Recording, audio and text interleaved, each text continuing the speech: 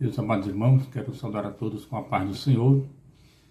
Mais uma vez, pela graça de Deus, estamos aqui no canal da AD Candel EBD, sala virtual para a ministração de mais uma lição e iniciando o segundo trimestre do ano de 2023, quando estudaremos acerca de relacionamentos em família e hoje a partir do casal Abraão e Sara. Será uma lição certamente muito rica para a família cristã, e a gente sabe que nas Escrituras temos muitos casais e destes podemos tirar preciosas lições para a nossa vida cristã e em família especialmente. E hoje nós temos por título Quando a família age por conta própria. Partimos do relato, de Abraão, de que havia recebido promessas de Deus fazer dele um grande povo, e entre as promessas de Deus havia a de gerar um filho herdeiro seu, gerado dele e da sua esposa amada Sara. E na verdade Sara, que era estéril, envelheceu e essa promessa não se cumpria, e ora ele pensava que era o seu herdeiro seria o seu servo, o mordomo Damasceno Eliezer. E nesse ínterim a esposa lhe traz a ideia de gerar um filho de uma serva, como parte de prática da cultura mesopotâmica, pois era a região onde eles se encontravam. E a gente sabe que consequências trouxe, Daí a temática, quando a família age por conta própria, Muitas são as lições em torno do relacionamento na família, À luz da palavra de Deus, nós sabemos que aos seus 75 anos, Abraão recebe essa promessa, essa chamada de Deus fazer dele uma grande descendência, está lá em Gênesis 24, 12, E vem a cogitação, de a partir do seu servo ser o seu herdeiro, e na verdade Deus disse que não, porque o que de ti será gerado será o teu herdeiro. Gênesis 15, 4 diz que Abraão creu nessa promessa. E por isso Abraão esperava nesta promessa. Mas cerca de 10 anos depois, Sara vem com a ideia de que é nascido Ismael, porque a sua esposa trouxe a ideia de gerar um filho da sua serva chamada Agar. E houve um desenrolar, uma série de problemas no seio da própria família. E isso tudo a gente tem que entender num contexto de uma deliberação de cônjuges, de casal, mas também por força da cultura da época, porque a essas alturas Abraão já estava com os seus 86 anos. Mas Deus reitera no capítulo 17 de Gênesis, de que ele aos 99 ia gerar o filho, e Sara com os seus 90 anos, mas ele ia fazer acontecer, e esse filho seria gerado do ventre da sua amada esposa Sara, E ele se riu com isso, ao ponto de dizer: tomara que Ismael viva, dentro da tua face, Senhor, porque ele estava pondo a sua esperança de que o seu herdeiro agora poderia ser o Ismael, uma vez que, sendo filho gerado de uma serva, era considerado um filho herdeiro naqueles dias. E, na verdade, não foi assim que Deus queria fazer, E as consequências foram drásticas, trágicas, ainda hoje repercute no seio da humanidade, e na conjuntura de povos e nações, como essa peleja, essa luta entre Israel e o povo árabe, tudo de Isaac vem os descendentes gerar a nação de Israel, porque era o filho da promessa, e nós sabemos à luz da história e das escrituras que Ismael é na verdade aquele de quem se originou o povo árabe, e assim hoje vive em conflitos, Mas O ponto 2 da lição, porque já comentamos de certa forma, o ponto 1 da lição, Deus faz promessas a Abraão, e no ponto 2 da lição,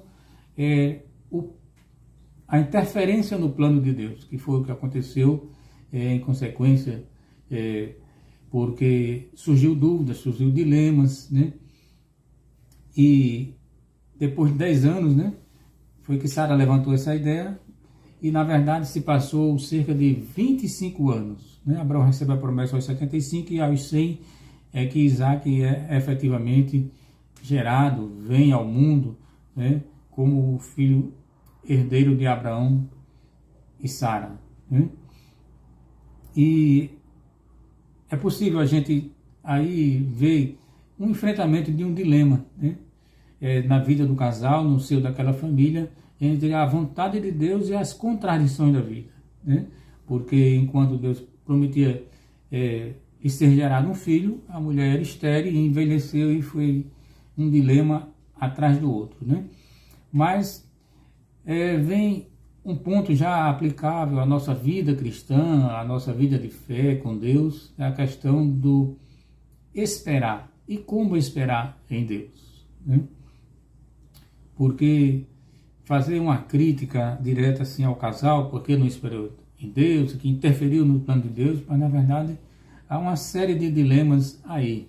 Mas por outro lado, nós temos que aprender acerca do sentido, do significado da palavra paciência nas Escrituras, que é vista como uma virtude cristã, né?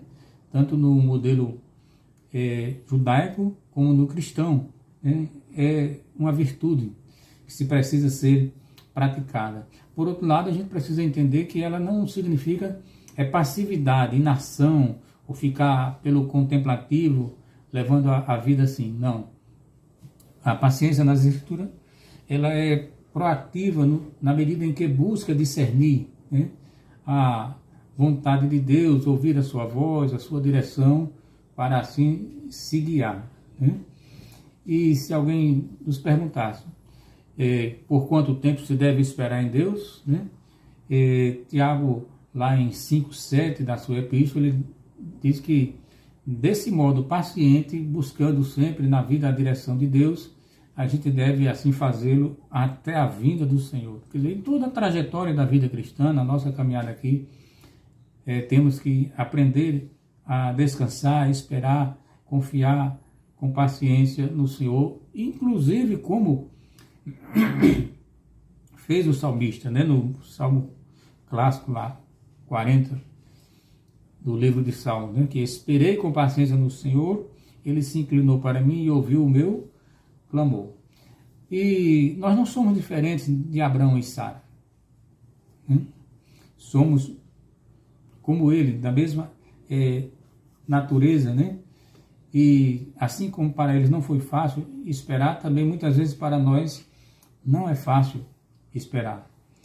Mas uma coisa nós sabemos, temos aprendido à luz das Escrituras que o Deus perfeito continua trabalhando com vasos, instrumentos imperfeitos e levando adiante o seu plano salvífico. Porque todo esse contexto aqui que estamos estudando hoje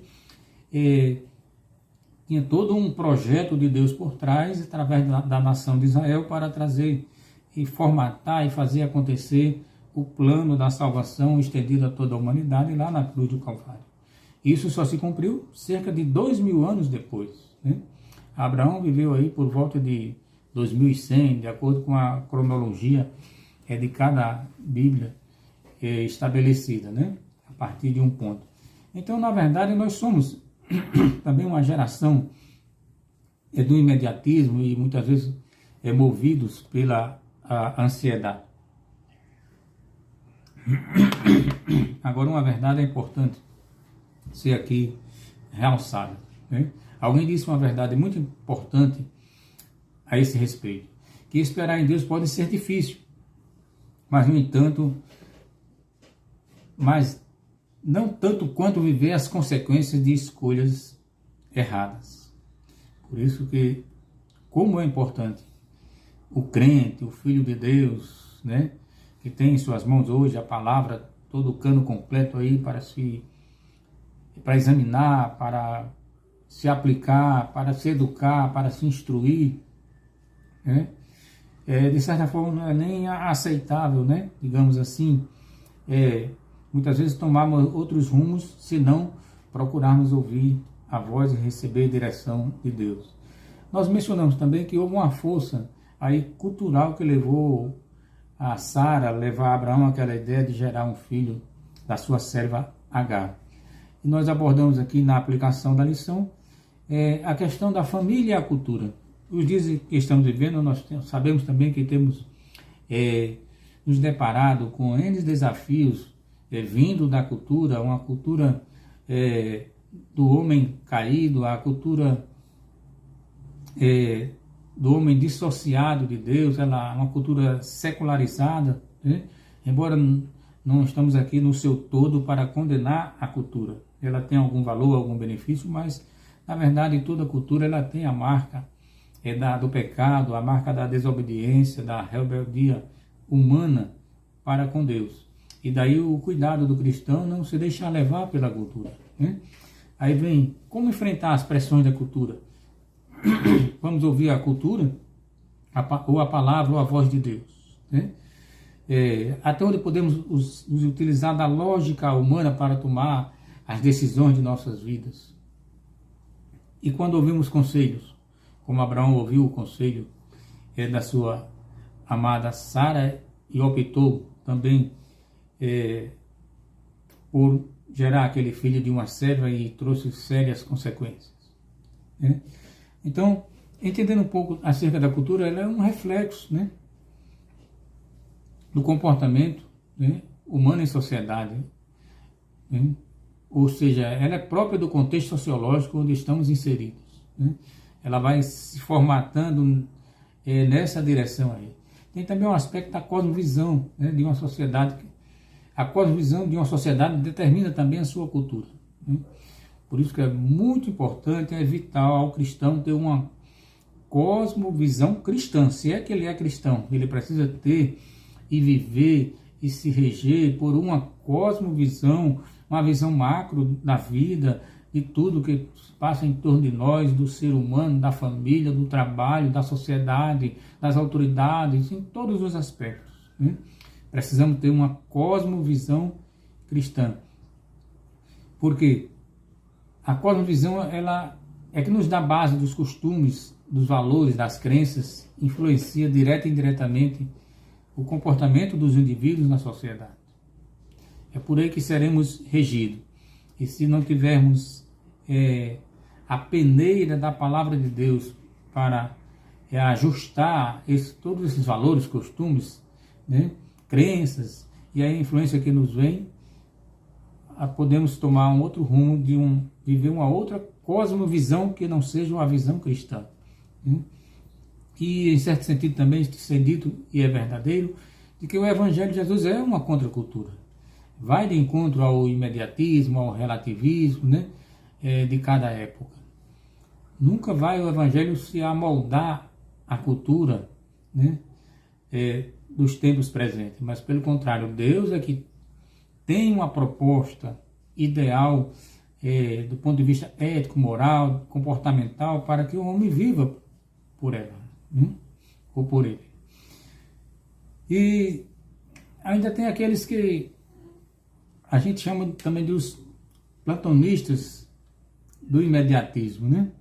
E eu já vi uma interpretação acerca de um texto bíblico, né, que diz que o Senhor é já. E aí vem os teóricos, né, da teologia coaching, os escritos de autoajuda, que interpretam esse texto como que Deus tem que nos trazer respostas imediatas, porque Ele é o Deus de já. E, na verdade, isso é um erro hermenêutico, exegético das Escrituras, né, tirado o texto do contexto. E, na verdade, quando a Bíblia diz que o Senhor é já, o termo já é nada mais, nada menos do que uma abreviatura do nome Jeová ou Javé, né? Tem nada a ver com resposta imediata de Deus aos anseios do homem, às necessidades humanas, né? Isso é um tipo de interpretação completamente destoante das Escrituras, né? E nós temos aprendido da nossa experiência de vida cristã, né, tem dito, é até de certa forma um chavão, né, de que Deus não se atrasa, Deus não se adianta, né? E alguns também dizem que também, às vezes, dá-nos a entender que Deus também não tem pressa. É claro que Deus não trabalha apressadamente, né? Deus trabalha de forma planejada e com plenitude de tempo, né? Diferente do homem que trabalha em torno de minutos, segundos, minutos e horas, né? Pelo Cronos, né? Mas Deus não é assim, né? De modo que se Abraão tivesse caminhado desde o seu primeiro momento, quando Deus lhe deu promessa, e ele creu isso, lhe foi imputado como justiça, que ele caminhava por fé, e de repente ele caminha por vista, e por isso tropeçou um pouco na sua trajetória, né? Mas temos falado aqui sobre um pouco como esperar em Deus, a família e a cultura, como lidar com isso, como enfrentar a cultura, né, com suas influências, né? E outro ponto muito rico também da lição, trazendo a aplicação do que nós temos estudado nesta manhã, é quando a família age por conta própria. Como administrar a culpa no seio da família? É uma outra discussão muito importante, muito oportuna dentro desse contexto do que se passa na vida de Abraão e Sara, e muitas vezes coisas semelhantes ou num certo paralelo do dia a dia da vida cristã. Essas coisas nos acontecem. E quando erramos na família, como é que fica a questão da culpa? Ficamos jogando culpa um para o outro? Ficamos procurando os erros um do outro, né? Porque nós somos tendentes a isso, né? A pôr a culpa no outro quando nos encontramos numa situação desfavorável, né? E a verdade é que todos nós erramos, né? Em dado momento, e levamos nos lombos também culpa. E se houver algum perfeito que se apresente, né? Na verdade, todos erramos, né? E às vezes se compara também, ou é possível se comparar, a família a um time, né? A pessoa, quando um membro de um time, na hora do jogo, erra, falha, e os outros, a partir daí, então, só fica falando do erro do outro e não vão jogar, não vão levar adiante, né? Não vão buscar o resultado, não vão buscar a vitória, né? Isso se assemelha também ao contexto, ao seio familiar. Nós precisamos ter muito cuidado quando erramos, quando a culpa no ar, para como administrar a questão da culpa, né? E Tiago 4,12, ele faz uma observação muito importante, né? Quando ele diz: há um só legislador e um só juiz, que pode salvar ou destruir, ou seja, condenar. Tu, porém, quem és que julgas a outrem? Né? Nós fomos colocados como juízes para julgar e dar sentença. Até às vezes podemos expressar, externar, transmitir um parecer diante de uma circunstância, de uma situação. Mas, meu querido irmão, nunca pegue no martelo para dar a sentença, porque nós não somos juízes, né? Cuidado com isso, e muito especialmente dentro do conselho, dentro do seio familiar, no contexto dos relacionamentos, e não só no seio da família, em todas as áreas da vida, né? Aqui eu quero também trazer uma indagação, uma pergunta, porque quando falamos de família, falamos de matrimônio. Quando falamos de matrimônio, falamos de família. Isso está entrelaçado, né? E eu lhe pergunto, e eu também preciso perguntar isso para mim mesmo também: como está? Como você avalia o seu casamento? Como estão vivendo os cônjuges? Lá viviam há cerca de 2000 anos, vivia Abraão e Sara no seu contexto sócio, histórico, cultural. E você, eu aprendi que nós temos basicamente 3 condições dentro do matrimônio, essa relação conjugal, que pode ser um ao lado do outro, um contra o outro, né? Ou um para o outro, né? E essa última assertiva, esse último ponto seria mais adequado para que vivamos, porque um ao lado do outro é muito pouco para se viver uma vida matrimonial saudável, feliz, produtiva, construtiva. E um contra o outro já é um desastre, né? Porque sempre que um falhar, errar, pisar no tomate e o outro for lançar culpa e apontar, não vai chegar a lugar nenhum. É claro que esse matrimônio vai se destruir. O ideal é que esteja um para o outro, um para assistir o outro, um para socorrer o outro, um para auxiliar o outro. E esse é o sentido ideal da vida conjugal, o companheirismo, né? Que diria que uma palavra-chave, né? Companheirismo, é convivência, é vida de carinho, de aceitação, de compreensão, de atenção e um verdadeiro amor, né?